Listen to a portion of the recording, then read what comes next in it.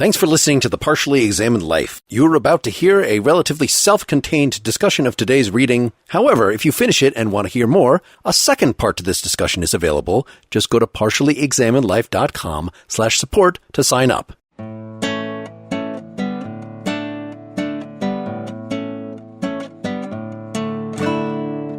You're listening to The Partially Examined Life, a podcast by some guys who at one point set on doing philosophy for a living, but then thought better of it. Our questions for episode 271 are something like, what is reality and how do we know it to be so? And we read books 1 and 2 of Johann Gottlieb Fichte's book, The Vocation of Man, from 1799. For more information, please visit partiallyexaminedlife.com. This is Mark Linsenmeyer, perceiving the quality of our podcast, but annexing a bunch of extra quality in Madison, Wisconsin. This is Seth Paskin, having a midnight dialogue with a wondrous spirit in Austin, Texas.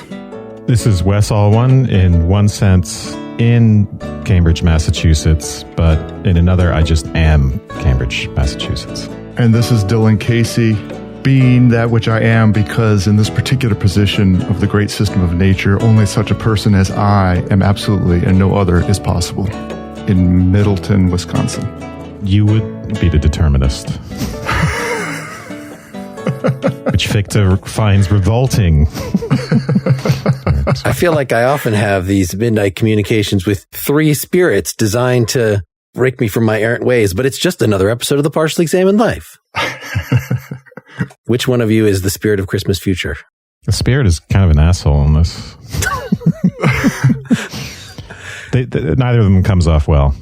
I want to know if the these and thous and the canst are part of the German. Is the German rendered in some kind of archaic form such that you would naturally translate it that way?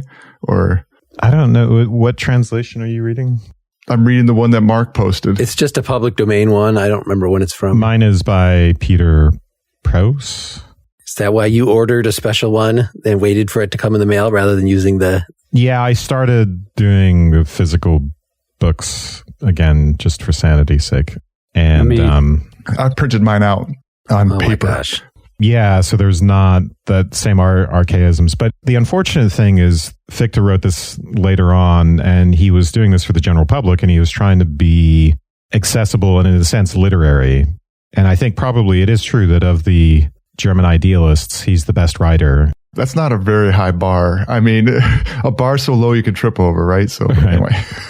There are fun things to read by him, including his appeal to the German public as part of the atheism controversy he got into, or addresses to a German nation. But in this case, I don't think it works very well as a literary device. I don't think the dialogue is necessary. It makes it more confusing. But I do think that this is a nice explication of his system as a whole. You know, it takes a lot of work, I think, but you do get his system out of this. Actually, William Smith is the cheapy 1906 translation that most of us used here. It's readily available, you know, in any form, in PDF or text. Available to thee. Yes.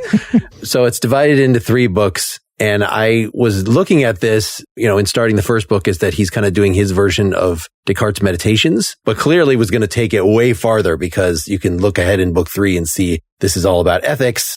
I don't know if he's most famous for the ethics, but definitely famous for being like Kant and a student of Kant, but actually really leans hard into the idealism charge, that Kant is not really an idealist. There's the world of the phenomena that science can give deep explanations of. But how do we know how that relates to the real world? Like, do we have any notion of what the real world actually is? All we know is this world that is conditioned by our senses. And so there's this distinction between the phenomena and the things in themselves. And Fichte, as sort of the first major interpreter of Kant, was the guy, I think, before Hegel, before any of these others, who decided that the thing in itself, that real world, there's no justification for talking about it at all. It really can't exist. And so therefore, if the world that we experience is conditioned by our senses, by what we are as human beings, then it's not that we're reaching out to some foreign material and conditioning it and creating this intermediary thing. It just must be more like what Berkeley thought in his idealism, created by us whole cloth. So that's what the second book is about. And that's the one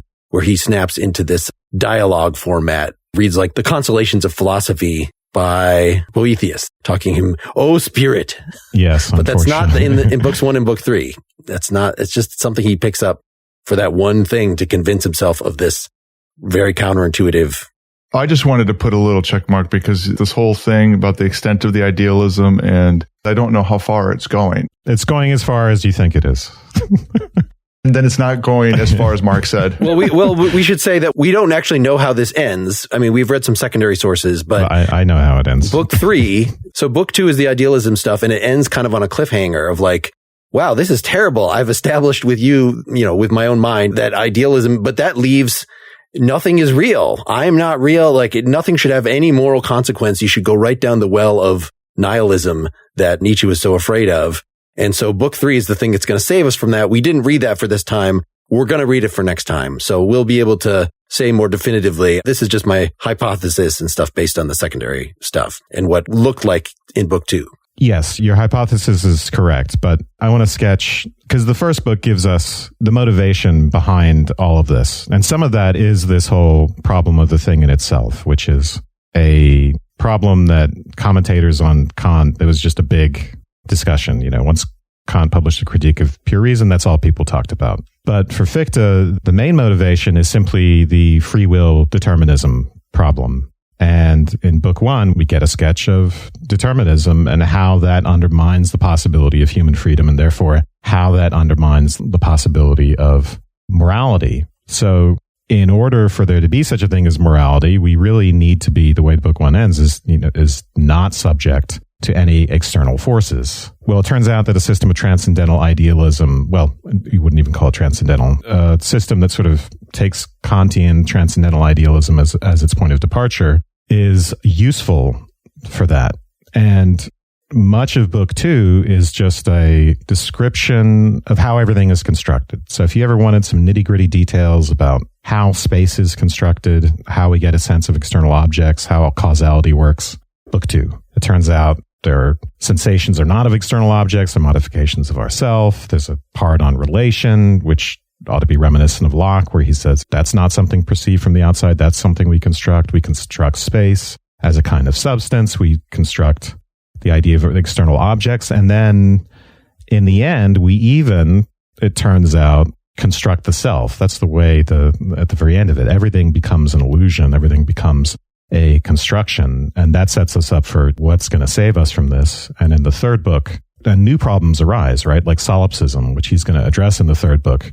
How is it possible for there to be multiple minds all having the experience of the same reality? Because his ultimate conclusion is that it's not like Kantian transcendental idealism where I just produce the form of experience, right? And the data comes from outside. The data comes from things in themselves affecting our sensibility. Then we construct that into spatio-temporal objects. So for instance, my keyboard is spatial because my consciousness constructs it that way. But it's not like I can do what I want willy-nilly with the content. There's something mind-independent that determines that the keyboard is here in front of me in this way. I have no control over that. With Fichte, I am responsible for the content. I'm responsible for everything. That's very confusing. It sounds solipsistic. His solution is going to be very much like Berkeley, and you may think of it as a cop-out. There are even similarities to Schopenhauer, which is that, yes, our individual wills create everything in the world, but there's a harmony between all of our wills because we are part of one greater will. We call it God's will. And so everything harmonizes. Reminiscent of Leibniz as well. Even though we're not going to do book 3 this time, it helps to know where we're going because otherwise it's very, very confusing. When I got to the end of book 2 and I saw that we were in the tragic position of solipsism and then book 3 is called faith, it was pretty obvious how we were going to reconcile this. So I'll leave it just as Wes complained about on our Indian episode. How is this not just a rehash? I'll ask that we try to, once we get into that last reconciliation section, how this is an advancement or any different than Cartesian or Leibnizian resolution of the epistemological problem. But I think the free will and determinism thing is much more interesting to focus on here. Or how is it different from Berkeley? Or, it seems to introduce a mind-independent element at the end. So does it matter whether the mind-independent element is matter or God, things in themselves, or this or that? What does it matter as long as there's that element? Well, there's a tease where the spirit says, at the tail end, the reality in which thou didst formerly believe, a material world existing independently of thee, of which thou didst fear to become the slave, has vanished. The material world arises only through knowledge, and it is itself our knowledge. But knowledge is not reality just because it is knowledge. And then he ends by saying, but in vain wouldst thou labor to create this reality by means of thy knowledge or out of thy knowledge, or to embrace it by thy understanding. If thou hast no other organ by which to apprehend it, thou never will find it, but thou hast such an organ. So he's going to resolve the validity or the assurance of the epistemological relationship by something extra epistemological. Mm-hmm. I want to clarify, though, that quote you just gave. Knowledge is not reality just because it is knowledge. In other words, it sounds like it's saying, just because it's knowledge doesn't mean it's reality. That's not the it's saying, it's giving a new definition for what knowledge is. Knowledge is only being hooked up with images. We can't even say representations because representation would refer to something that is being represented. Mm-hmm. But knowledge is only knowledge of images. That is just going to be one of the bullets that he's going to bite. And I'm trying to think how different that is from Berkeley, right? Berkeley would say, yes, of course there are physical objects. It's just that those physical objects actually are ideas. You thought that they were material substance, but material substance ends up being a self-contradicting concept after I've had my way with it. And so now we see all along that it was just ideas that you, in fact, were referring to. And you can do all your science and use your language as you were before. It's just what you really mean is something about ideas and not about some extramental mythical thing. To me, it read very different than Berkeley. Berkeley, to me, just jumped to everything's an idea. Reality doesn't exist. He's like, screw that. I mean, he just jumps to it. Fichte spends a lot of time trying to go back and forth between there's a world. How do I experience the world? How do I see it? How do I think about it? We have two dimensions of consciousness. There's this kind of tether that he's kind of going back and forth, back and forth, back and forth between. And to me, by the time I got to the end, even though we had ideas were the things that we work with, I could just be wrong, but it felt like he was maintaining a connection between the mind-independent world and the world of our ideas. So I think this debate will actually have to wait until the next episode because we really have to have read book 3 before we arbitrate the difference between Berkeley and Fichte, right? We don't know what the tether actually is going to be until book 3, even though I foreshadowed it. How do we categorize this? Hegel called this subjective idealism, and we're going to do Schelling after this and called that objective idealism and treated himself as the synthesis of those two things. And as a subjective idealist, he's supposed to be more akin to Berkeley. But in the third book, I think that is an important discussion. What kind of idealist is he? But we can have that with the third book. Ultimately, a lot of this is very difficult and needs to be worked through.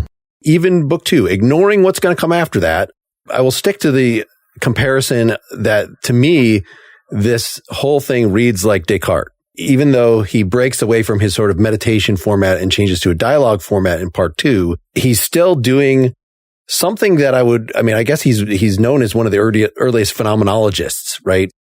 Hegel has his book, Phenomenology of Spirit, but that's not one person sitting back in an armchair and like, what does the wax look like to me? Like Descartes is doing something like more like phenomenology, more evidently like phenomenology than what was going on in Hegel's Phenomenology of Spirit.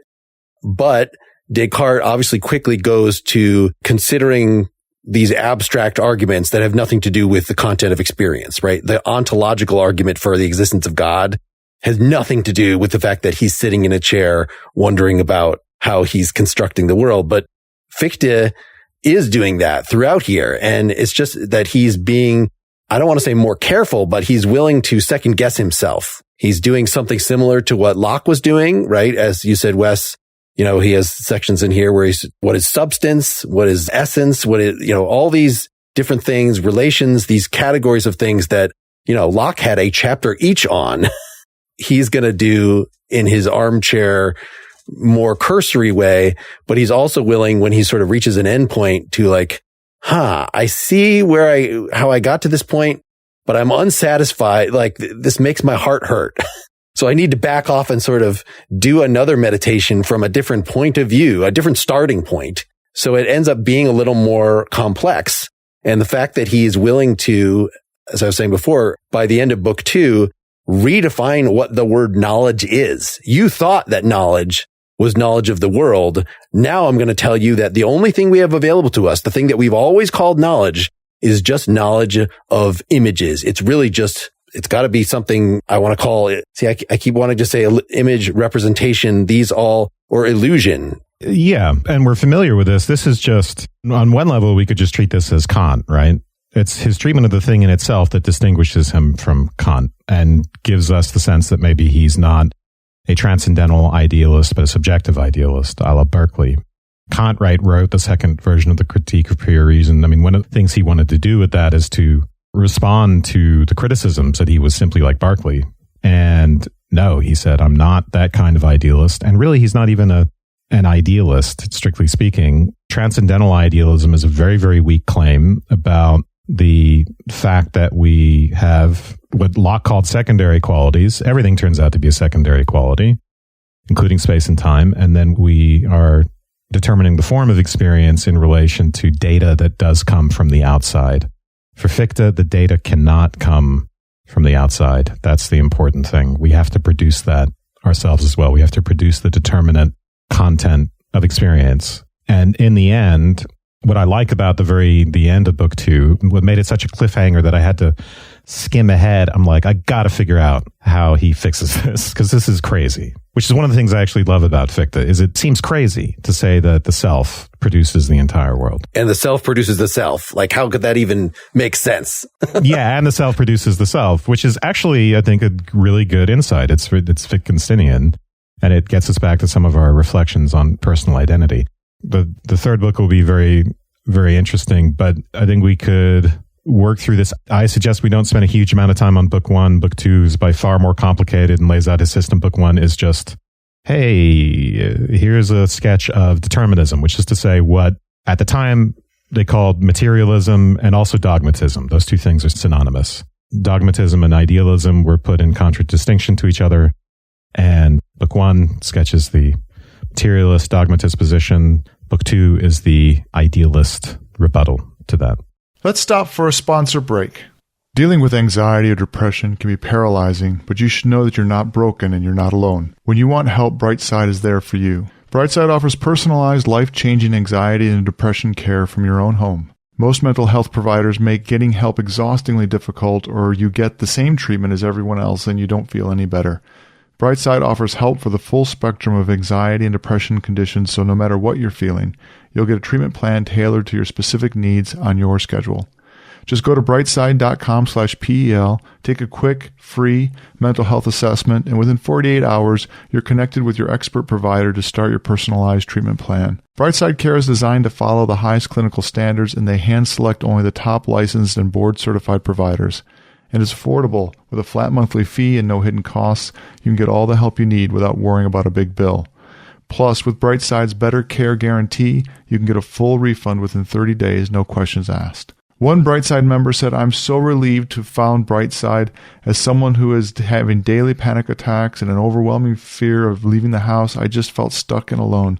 Brightside has been a godsend and has given me the tools I need to take steps in recovering. You're not alone. Join the thousands of Brightside members who use Brightside to help overcome depression and anxiety.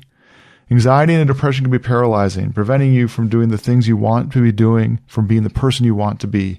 Getting some help can be the difference between staying stuck and turning a corner towards better mental health. Join thousands of Brightside members taking back their lives. Take your free mental health assessment and get up to $100 credit on your first month of treatment at brightside.com/PEL.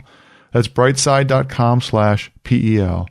brightside.com/PEL. When it comes to paying off debt, it can often feel like an uphill battle. High interest rates resulting in minimum monthly payments keeps you in an endless cycle of debt. Upstart can help you get ahead. Are you carrying credit card balance month after month? You're not the only one. High interest rates make it hard to pay off your debt, but Upstart can help. Join the thousands of happy borrowers who made that final payment. Do you dread looking at your credit card statement every month? We don't blame you. Upstart can lift that weight off your shoulders so that you can finally feel the relief of being free of credit card debt. Upstart is the fast and easy way to pay off your debt with a personal loan all online. Whether it's paying off credit cards, consolidating high-interest debt, or funding personal expenses, over 500,000 people have used Upstart to get a simple, fixed monthly payment. Unlike other lenders, Upstart looks at more than just your credit score, like your income and employment history. This means they can offer smarter interest rates with trusted partners. With a 5-minute online rate check, you can see your rate up front for loans between $1,000 and $50,000. You can receive funds as fast as 1 business day after accepting your loan. Find out how Upstart can lower your monthly payments today when you go to upstart.com/PEL. That's upstart.com/PEL. Don't forget to use our URL to let them know we sent you. Loan amounts will be determined based on your credit, income, and certain other information provided in your loan application. Go to upstart.com/PEL. I have a series of points that I pulled out of book 1 that I at least kind of wanted to run through. Yeah, you want to start us somewhere? So it's like he's noticing, like Locke was, I'm contemplating the world around me. Let's think about nature.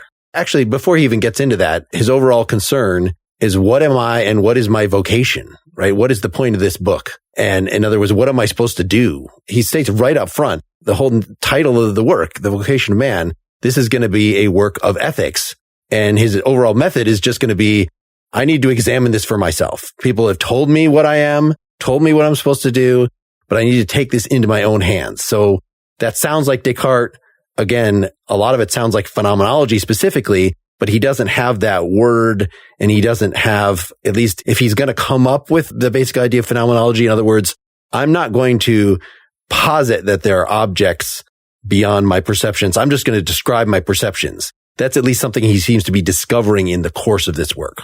Yeah, that's a good point. He starts off by saying, hey, much of our knowledge is actually secondhand. We should put ourselves more into a position of doubt. But then in the beginning, he's turning away from that more Cartesian project focusing on consciousness, and he's going to derive determinism in a very interesting way. I mean, it's something we've talked about many times. We're all familiar with the idea that we, as material beings, we are sort of cogs in the wheel of nature. We are subject to all these external forces that determine us, and even our thoughts and our willings ultimately can't be free because of that. If you know the conditions early on, seconds after the Big Bang, and you know the laws of the universe, then you know everything Wes is ever going to do.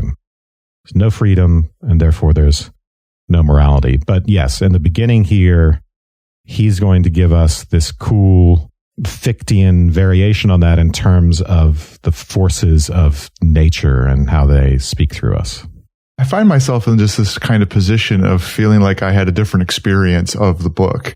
I agree that the first book is about determinism, but even just insofar as the title is reflecting, is entitled Doubt, it is the whole way chewing on things about the world that just seem to have, and the determinist position. Like one example is saying, I must already be in a certain sense that which I shall become in order to be able to become so. I must possess a twofold being in which the first shall contain the fundamental determining principle of the second. Yeah, there he's sketching a way out. If there's a way out of determinism, that's the door.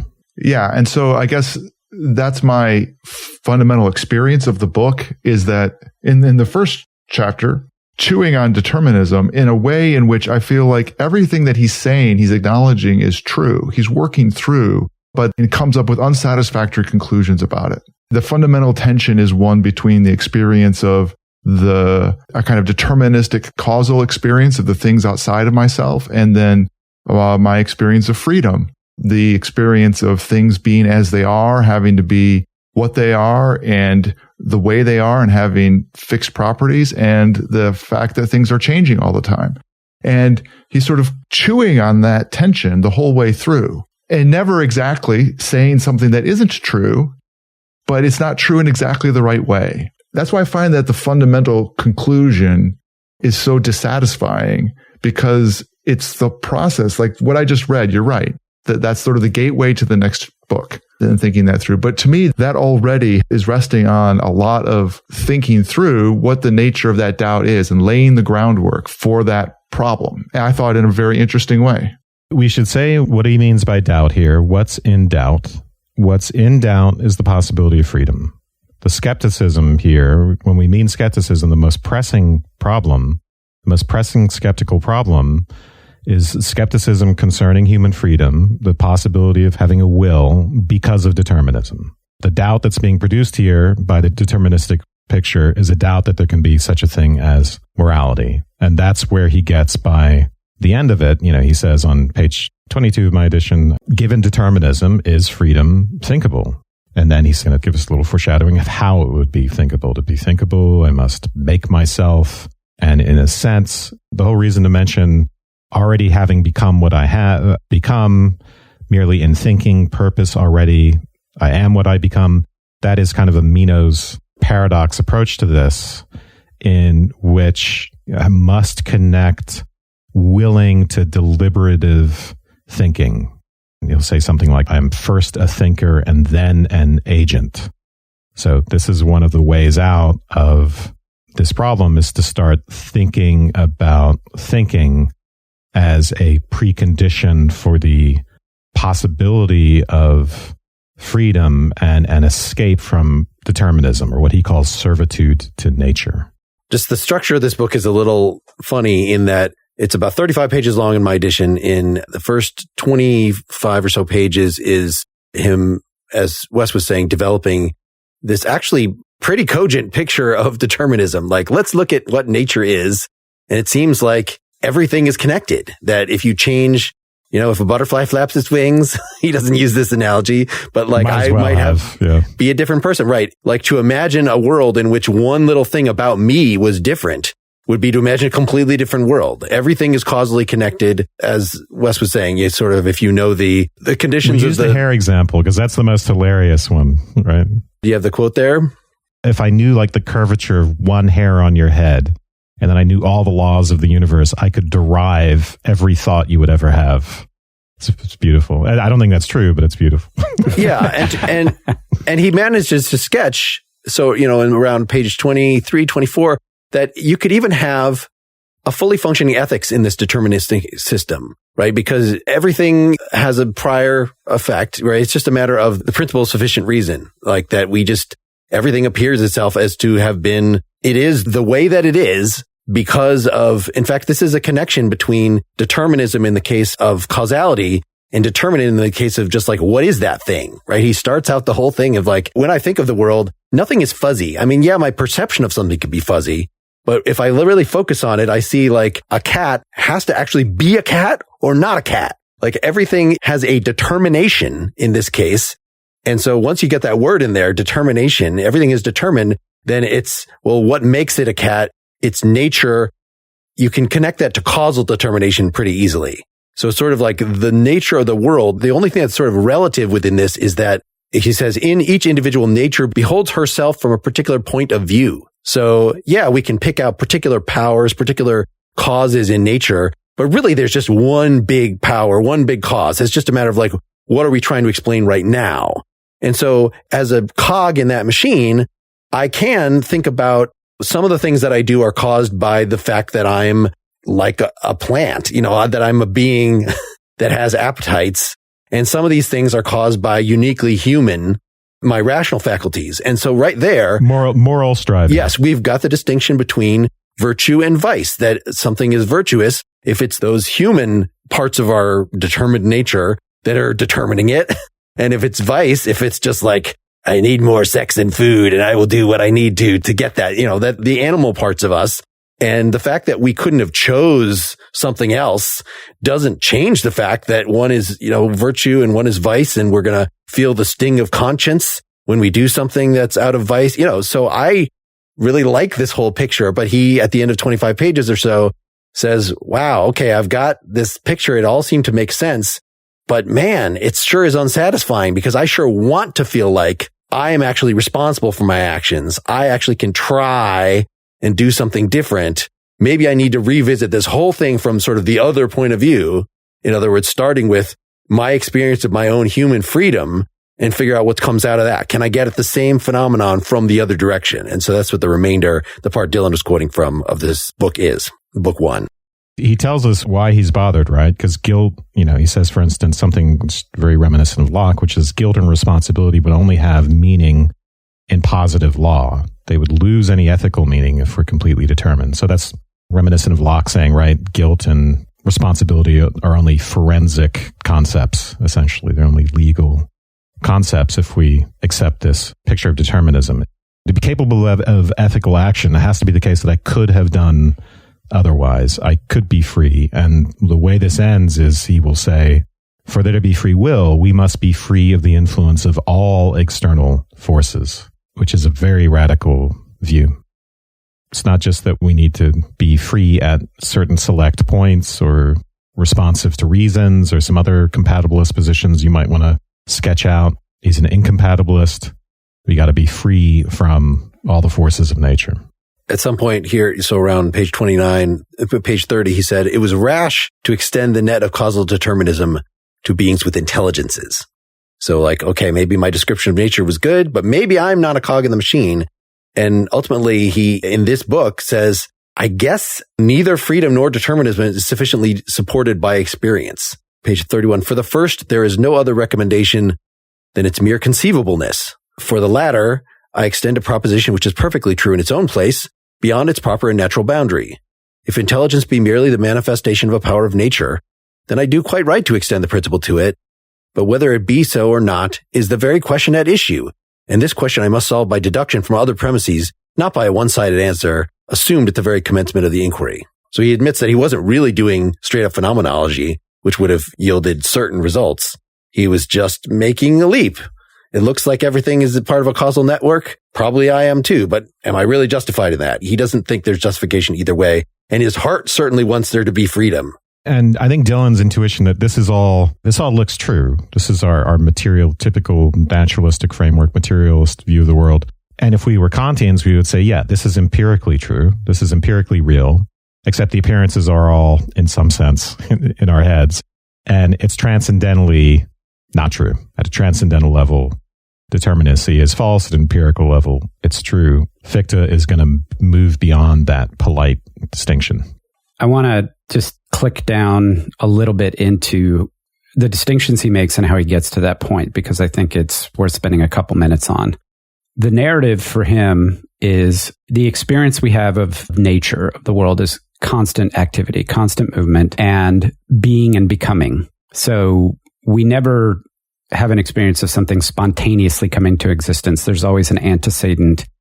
And so you extrapolate from that this notion of causality, that there's a chain of causality. In the sense of nature, the first thing he does is go to the necessity, the absolute necessity. So all the laws of nature, everything's determined by these laws, and the way they are couldn't be otherwise. But the next thing is he talks about that conditioning sort of what you might call first order experience or sensation. So there's a part of us that's caught up in this deterministic web, and it's these thoughts or these experiences. But we have a consciousness of these things, which we think of as the source of our freedom or our free will. The ultimate conundrum in book 1 is he asks the question of consciousness. Is it material, in which case it's fully determined by all the laws of nature and you have no actual free will? Or is it different than the material world, in which case you lose the possibility of causal efficacy? So you might have consciousness of what's happening in your body, but you can't actually have any material. You can't will something because you can't make something happen in this material world, like make your body move or what have you. It's like you're just observing yourself being causally determined.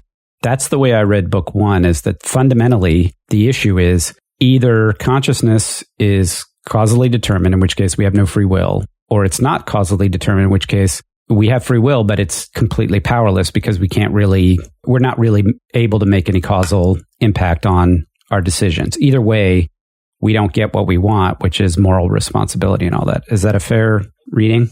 I think so. I don't know that I saw that emphasized, but I'm now reading our last episode's discussion of, 2 episodes ago, of Purusha and Prakriti into this. So I like that consciousness either is a cog in the machine or it's merely a witness, a fundamentally different kind of thing, and could not exhibit causal influence. Yep. Yeah. He does have an interesting way of approaching this, which is to say, I'm not really going to worry about mind-body interaction, that problem. And the way he gets around that is to talk about what is, in my translation, is called an anthropogenetic force. So it's kind of a monism. So he will treat the mind and body as sort of harmonious developments, two sides of a single anthropogenetic force. It's not that bodily movement produces thinking and willing, or vice versa. They both happen harmoniously from this underlying force.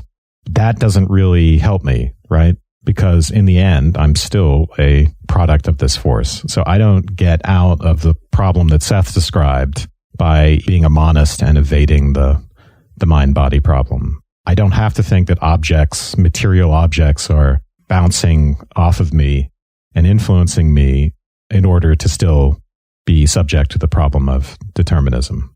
This is the indecision regarding, is it determinism or is it free will? My state of indecision is put an end to by forces external and invisible to me, which limit my activity as well as my immediate consciousness of it. That is, my will, to one point, just as an indeterminate activity of a plant is limited. In another, it is I myself, independent and free from the influence of all outward forces, who put an end to my state of indecision and determine my own course according to the knowledge I have freely attained of what is best. Then he begins the last section, the ultimate section. Which of these two opinions shall I adopt? Am I free and independent, or am I nothing in myself and merely the manifestation of a foreign power? It is clear to me that neither of these two doctrines is sufficiently supported. For the first, there is no other recommendation than its mere conceivableness. For the latter, I extend a principle which is perfectly true in its own place beyond its proper and natural application. If intelligence is merely the manifestation of a power of nature, then I do quite right to extend this principle to it. But whether it is or not is the very question at issue. And this question I must solve by deduction from other premises, not by a one-sided answer assumed at the very commencement of the inquiry. That turns out to be a good translation. I mean, a readable. So I was imagining from what you guys were saying earlier, this wasn't so readable. Well, wait till we quote from book 2. Okay. Then yeah, well, it's hard. It's hard going, and however you translate it. But, yeah, let's get into book 2. I found a copy of the German text. I can't guarantee that this is the original German text or updated, but if you look at the German, it's not anachronistic with the I's and the thous and the du hattest and believest and blinkest. Wacky 1905 translator. Yeah. I should have followed my inclination just to buy the book. I should have done it. This is the first time, I think, in a long, long, long time I've read one of these 1905 translations. And I've been confirmed in my desire that I should do so. If you're going to go through the trouble to print the whole thing, you pay just as much in ink as you would. That's true. I did the calculation on this when I decided to start buying books again. How much would it just cost to print them myself? St. John's College is the nation's great books college, where students explore 3,000 years of human thought.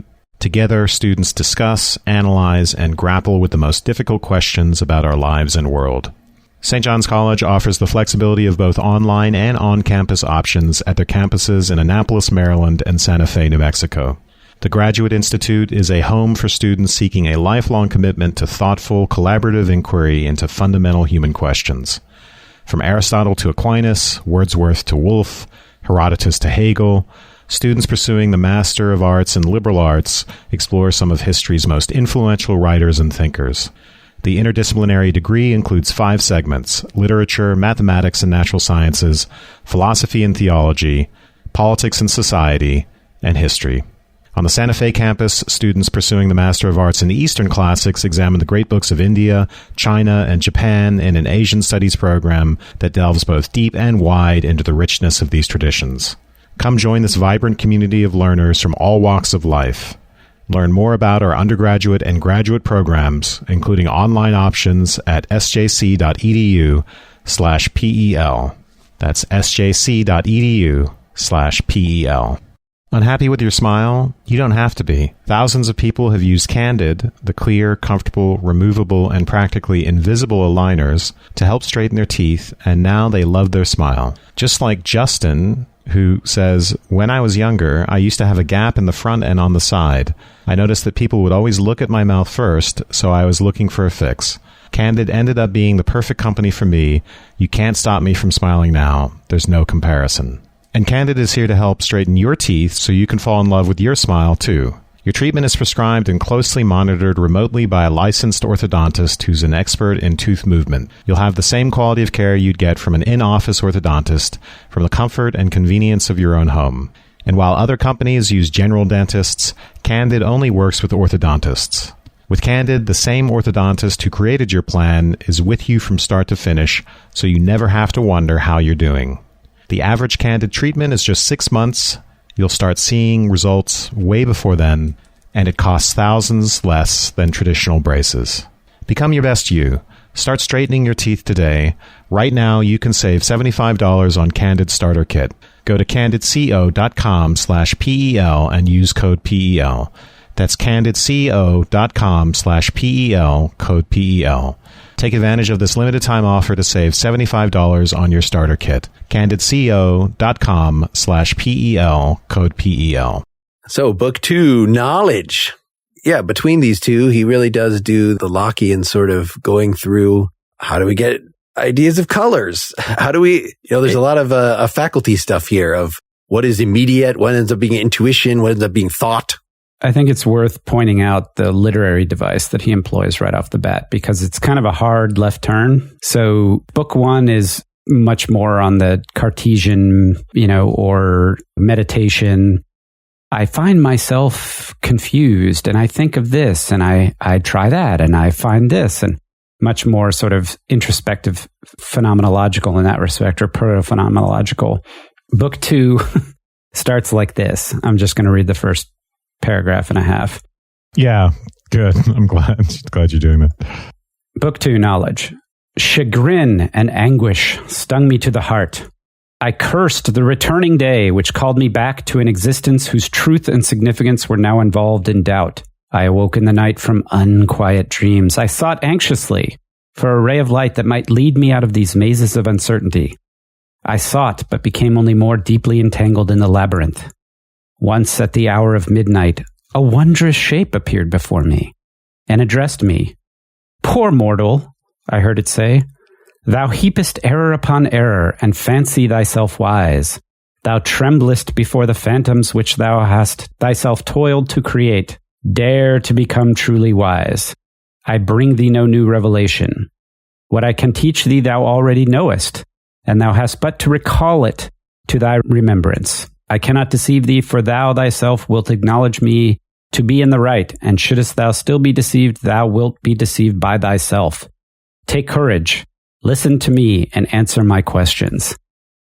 And so the remainder of the book is a dialogue in a very, very Platonic sense, where in many respects, Fichte is playing the role of the interlocutor, and the spirit is playing the role of Socrates, teaching nothing, asserting nothing, but simply questioning Fichte to come to these conclusions of his own.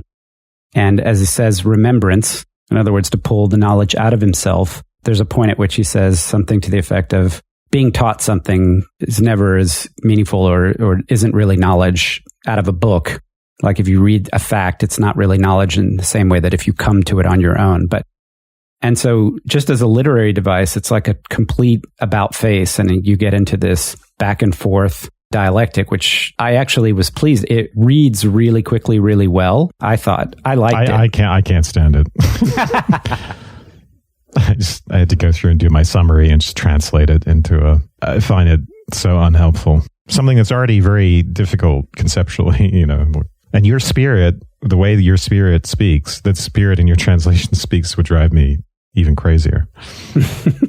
I kind of like the fact that, like a Platonic dialogue, it means that, he can say things that end up not being the final conclusion. That just, this is something I'm considering right now. It seems reasonable right now. But I do like the idea of Descartes is sat down in his chair and is right his first meditation. Now I've come back for my second meditation. I took a bunch of peyote. and this is what comes out. Yeah. Well, I think we have to at least accept a nod to the fact that this is intended to be a popular work.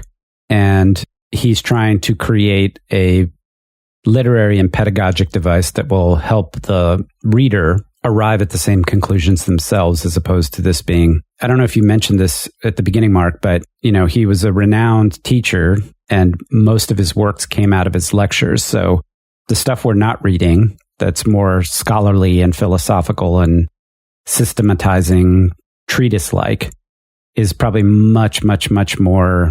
It's totally different. Totally different. It's totally different. I'm sure it's completely different than this. So, just accept the form for what it is and just marvel at the fact that there was a time in history when somebody thought, I should write a popular work that everybody in my country could read to help them understand the limits of their knowledge and how their self constructs itself through its own very being. That kind of shit would never happen today. You could never write a book like this and expect a broad audience to read it. I think it was popular, actually. And I think he wrote this right after he got fired from Jena University because of the atheism controversy. And he needed to write to make money. So he's a guy who's passionate about communicating with a broader public. And you have to respect that, especially for German idealists. And Seth, your comment reminded me, I thought you were going to point at, so there's a preface here. The very last paragraph of the preface is, he's talking about sort of the book as a whole.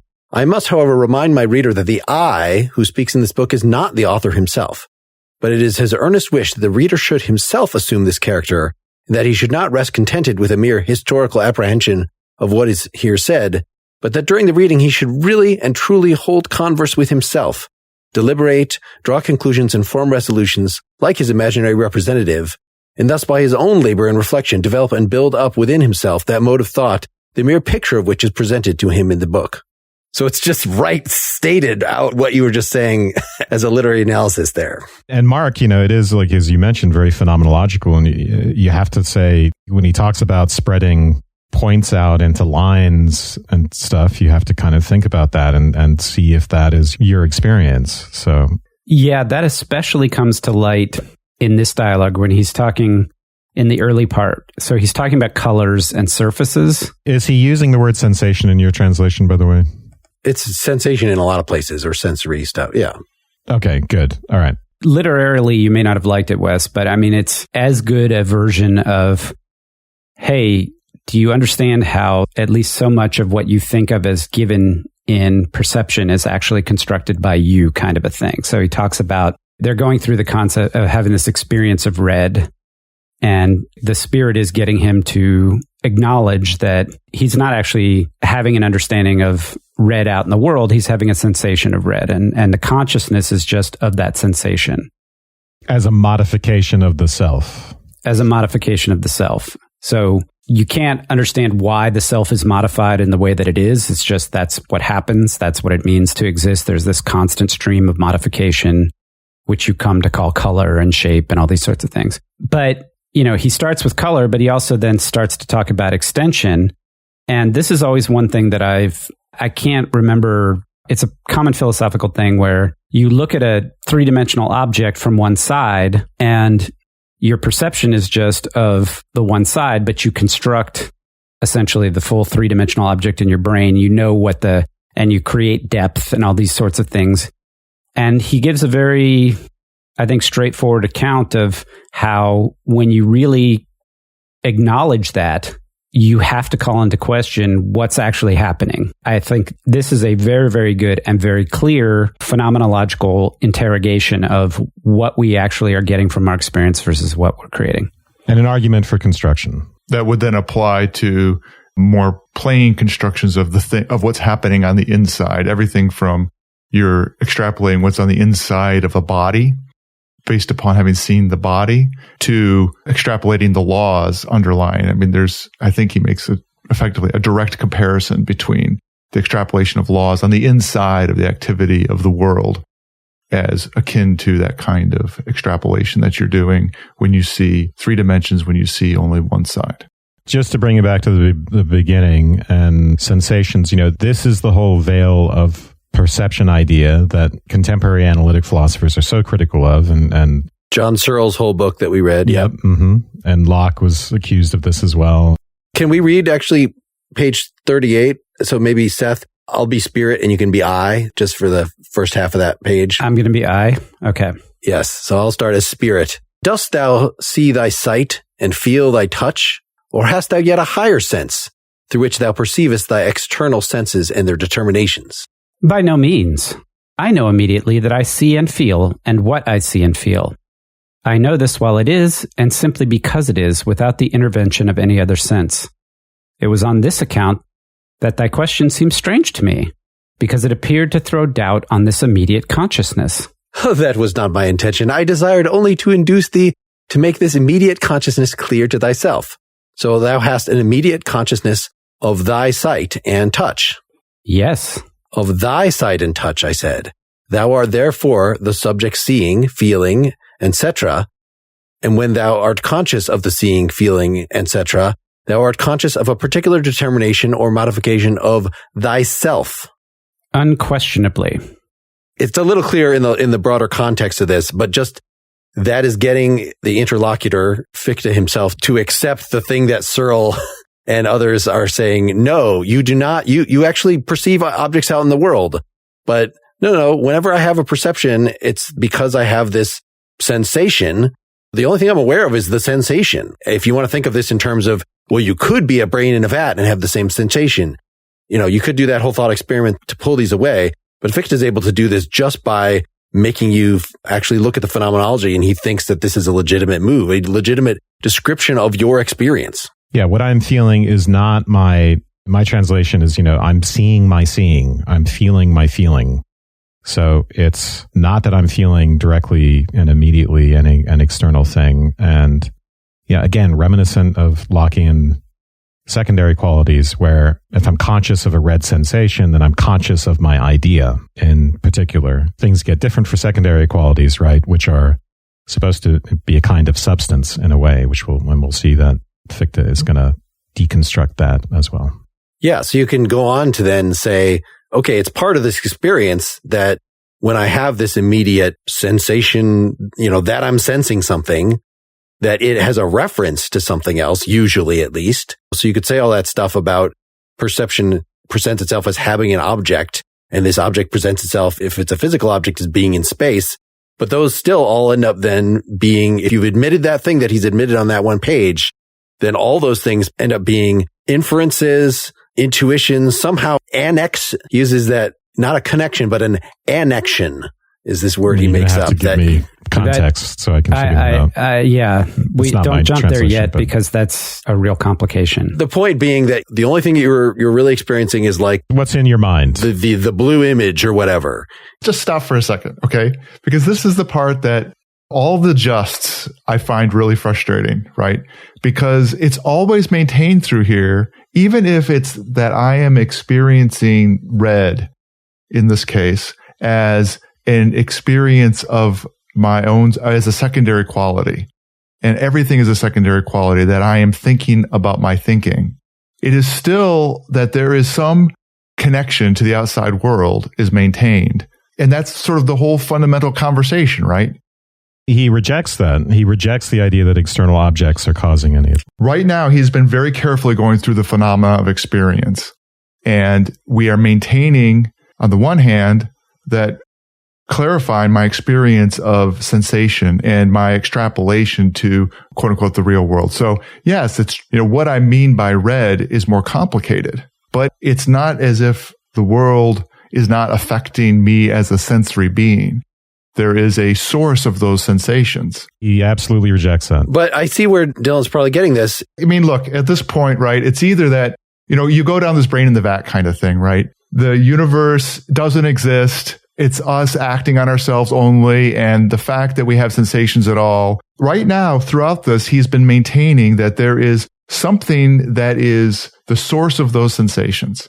And it may be confusing, and what we think about when we're thinking through those sources of sensation, that the thing that we're thinking on is not the sensations. It's that we're thinking on the thinking of them. He's going to say we attribute our sensations to external sources, but I think he's going to, I think we'll get more at this as we work through it, but my sense is that he rejects external objects as the sources of sensation, even though we make those attributions, and we'll get there.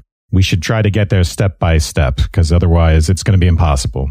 That's fine. What I will say is that my experience of it has been that he has carefully maintained a tether to the world. And that might be wrong. The only true world is the self. The self is the source. The self is the thing in itself that produces all the sensations. So wait. I got to say I'm with Dylan on this one. I feel like the lifeline, the tether is still there. The point that the Spirit is making is you think you know about X, but really what you know about is Y, which is a different thing than X. It's not making the claim that X doesn't exist or that you have no relationship with X, although at the end of the book, he's worried that that's the case. What it's saying is really, if you're going to talk about knowledge, if you're going to talk about the way that you conceive of understanding things, you say you have sensations, you say you're having experience of the thing, but really all you're having is consciousness of having a sensation of something. So it's this second order thing, and that's the limit of the movement at this point anyway. Fichte is very famous for his rejection of the thing in itself and the idea of an external thing in itself causing sensation. So we should, maybe I'm wrong, but we're not going to understand this unless we work through bit by bit, because it's a very complicated sequential argument that culminates in that position. I think that the folks that are happy having listened to this part one will get to hear us talking more, jump to book 3 in the next thing that they will hear. And I think you've said, Wes, what his ultimate conclusion is. If you want to stick around and go through those steps with us, you will have to hear part 2 of this discussion. And to do that, unfortunately, you have to pay the piper. So go to partiallyexaminedlife.com/support. Sign up to be a $5 supporter either on our website or Patreon. We think there are going to be other options like through Apple itself eventually. But really, if you want more of the money to go to us, use one of the versions that's already there. And we hope to see you in that forum. If not, again, we're going to be back here next time. This is just the beginning of our looking at German idealism. We're going to take on the rest of this book. We're going to do Schelling, another popular German idealist after that. So join us for this long journey. We would love to have you. And we would love to know what you think that we should be doing instead of this. Feel free to reach out to us through our website, partiallyexaminedlife.com. You can comment on the blog post associated with this episode or email us directly through the website or at PEL@partiallyexaminedlife.com or through Facebook or Twitter. Thanks and good night. Good night. Good night. Night.